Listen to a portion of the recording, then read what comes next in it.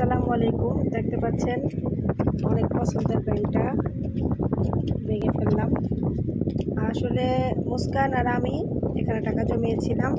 তো আমরা ভেবেছিলাম কোরবানির ঈদের আগের দিন ভাঙবো, কিন্তু একজনের আমানত ছিল আমার কাছে 3 বছর আগে একজন আমার কাছে টাকা রেখেছিল, বলেছিল 1 লাখ টাকা রাখলাম, যখন আমার প্রয়োজন হবে আপনি আমাকে চাইলে দিয়ে। তো আমি বলছি ঠিক আছে। তো তার 1 লাখ টাকা আমার কাছে ছিল 3 বছর।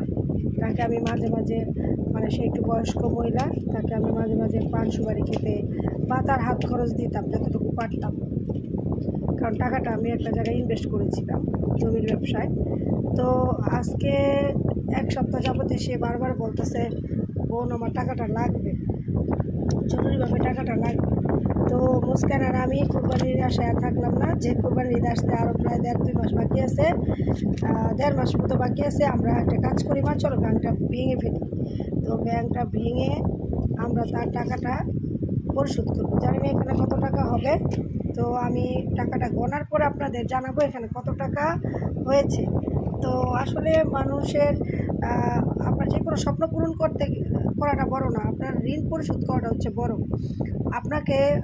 আপনি যত আবাদতই করেন না কেন, যদি কারো কাছে ঋণ থাকেন, ঋণ পরিশোধ না করেন, কারো যদি হক মেরে খান, কারো আমানত যদি নষ্ট করেন, তাহলে সেটা কিন্তু আপনাকে দিন শেষে ফেরত দিতে হবে।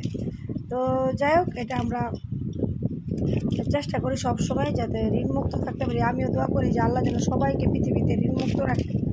ঋণ থাকা যে কত খারাপ বিষয়, যে মরার পরও আপনাকে এই ঋণের জন্য কত কষ্ট পেতে হবে, এটা বোঝানোর মতো না। তো যাই হোক।